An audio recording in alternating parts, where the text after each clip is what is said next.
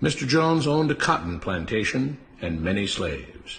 One day he was talking to the owner of the plantation next to his, and Mr. Jones was lamenting the fact that times were tough. He was having to work his slaves harder than ever, and was having trouble with some of them being disobedient or trying to run away. The other plantation owner said he knew someone who could help. Day 1. One day Mr. Jones called his slaves together so a man named Mr. Smith could talk to them. Before beginning, Mr. Smith whispered to Mr. Jones, "Whatever I say, do not contradict me or interfere, and I promise you your slave troubles will end." "My name is Mr. Smith," he said to the slaves, "and this may be the happiest day of your lives. From today forward you will no longer be slaves, but free men." Mr. Jones was so shocked he started to step forward, but Mr. Smith gestured for him to remain silent. He did, only because the other plantation owner had spoken so highly of Mr. Smith's skills. "You are no longer the property of Mr. Jones," Mr. Smith continued. "You are free. No more would you be forced to labor for the benefit of Mr. Jones. Now you can work for yourselves." Now the slaves were all murmuring and looking at each other. Many were smiling, many were looking puzzled. "In fact, you are now free to leave the plantation whenever you want," Mr. Smith said. "However, since we are surrounded by other plantations, if you leave, some other plantation owner will likely claim you as his own the moment you set foot on his property.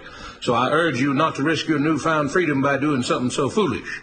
Instead, I suggest that you stay here, no longer as slaves, but as willing participants and part owners of this plantation. Yes, this is now your plantation." Mr. Jones bit his tongue to keep from objecting. "For now, we might as well leave Mr. Jones in charge," said Mr. Smith, "since he is the only one with any experience at running a plantation, which is quite a complicated thing to manage. But he will no longer be your master, but just another worker on the plantation. In fact, he will now be using his organizational and management skills to serve you. Whatever problems you may have had with him before, you are now all equals, and you need each other to make this work. If we all cooperate and work together, we can all reap the benefits together. In honor of this happy occasion, I present you this new symbol of togetherness and cooperation, this flag, which shall be the emblem of the new, free Jones Plantation." He held up the new flag, but most of those listening were still too amazed to respond. "And this shall be our motto," Mr. Smith announced. "We work together as free men for our mutual benefit, pledging our allegiance to the Jones Plantation, which stands for prosperity, liberty, and justice for all. To celebrate, everyone has the rest of the day off. Enjoy your freedom, do as you please, and be back here tomorrow morning, bright and early, so that we may begin work on this great and noble new endeavor as equal free men." Finally convinced that Mr. Smith was serious, the former slaves applauded and cheered. Day 2. "We all want this plantation to do well," Mr. Smith said at the beginning of the next meeting, "so we can all share in the benefits. We all know that it takes a lot of effort to make a cotton plantation work. Just because you're all free doesn't mean you can stop working. In fact, since you're now working for yourselves, I expect you to work even harder than ever before, but now with pride and joy, knowing that you're working for yourselves. Of course, there still have to be rules. If everyone just does whatever he wants, the plantation won't produce anything. This experiment will fail, and we'll all starve. You should be thankful that Mr. Jones has agreed to stay on, to lend his knowledge and skills to this endeavor, and I trust you will all do your own part to make this work. Several of you have been chosen to act as project supervisors, to manage different aspects of the operation, to make sure everyone is doing his assigned job, to make sure that the rules are followed, and so on. The rest of you may head out to the fields to start your first day of work as free men." Day 3. The next morning, Mr. Smith had a grim expression on his face as the daily meeting began. "I have an unpleasant duty to do today," he said. "Yesterday, Charles was caught keeping some of the cotton he picked, presumably to sell for his own personal profit. That is against the rules. That is stealing. For that, Charles must be punished." 2 men tied Charles to the whipping post. "I take no joy in this," Mr. Smith continued, "but you must understand, if we do not maintain order, if we do not have rules that we all abide by, then the plantation will fail, and we will all suffer." The whip cracked against Charles' back. "But if we all pitch in for the common good, then we can all prosper. Being free doesn't mean you should be selfish and greedy. We must each do our assigned duties and obey the rules, and then we can all benefit, and each of you will receive your appropriate share of the profits." A young man named Samuel stepped forward. "But if you and Mr. Jones decide the rules and whip us if we disobey, how is that any different from what we had before?"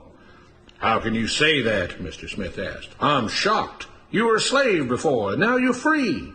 Things still need to be managed and organized by those best qualified to do so. Do you know how to run a plantation, Samuel? Well, no, he answered. But if we're free, why do we get no say in what the rules are and how things work? I'm surprised at your ingratitude, Mr. Smith answered. None of you know how a plantation is run, so you're in no position to be making decisions about how things are done here.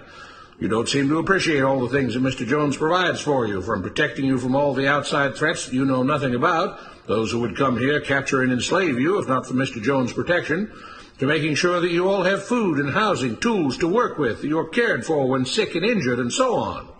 There wouldn't be a plantation at all, no cotton to pick, no land to plant and harvest, if not for him.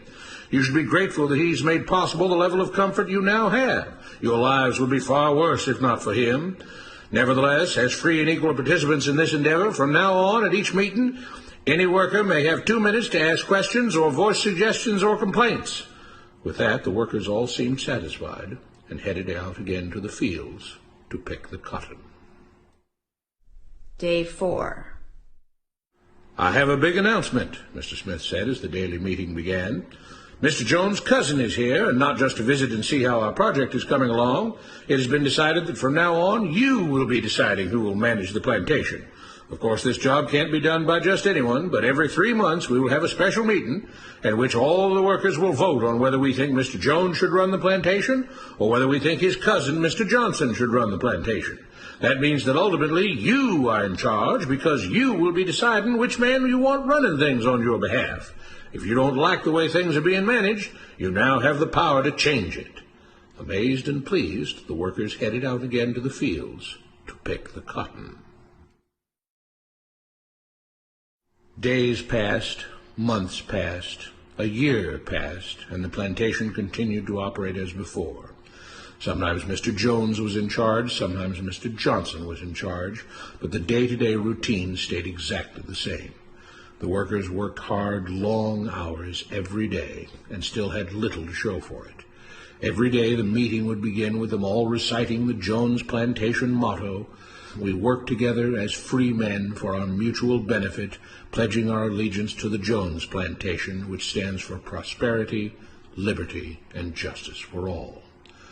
One day Mr. Smith announced, "Samuel is asked to say a few words this morning, and whatever the rest of us may think of his ideas and opinions, we are all free here, and that means we are all allowed to speak our minds.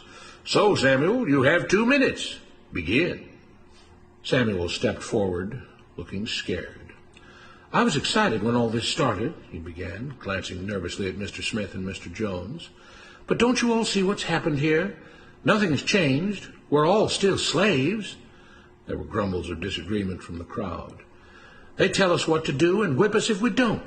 They still make all the rules and punish us if we disobey. They let us make suggestions and complain about things, but they never really change anything.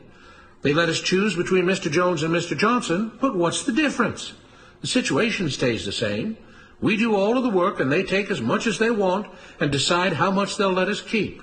They live in luxury, made rich by the cotton we pick. We do all the work and have to build our own huts, grow our own food, and take care of ourselves. They leave us just enough that we don't revolt or run away. This is not freedom. We're all still slaves. They've only changed the words they use, but nothing else has changed. They say we're all free and equal, but we're not. They command and we obey. That's not freedom. That's not equality. They say we're free to leave, but all that means is that we're free to be someone else's slave. Why should we work or obey the rules? We didn't agree to this. They made the system. They forced it on us. They control and rob us and call it freedom.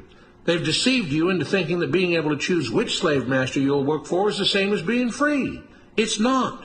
Open your eyes. If you keep what you produce, they call it stealing. When they take what you produce, they call it sharing and fair distribution. Can't you see that this is all? Your time is up, Samuel, Mr. Smith announced calmly. At his gesture, 2 supervisors grabbed Samuel by the arms and led him to the whipping post. "I'm sorry, Samuel, but you've broken the rules. There are rules against encouraging others not to work and encouraging others to break the rules. You're only hurting all of us with your discontentment and your complaining and your disobedience." The whip fell, and Samuel let out a grunt. "Without rules, without order, all would be lost. Without law, there would be chaos. We can't just behave as wild animals, each doing whatever he pleases. We must all follow the plan and all do our duty for the betterment of everyone, and those who do not must be punished.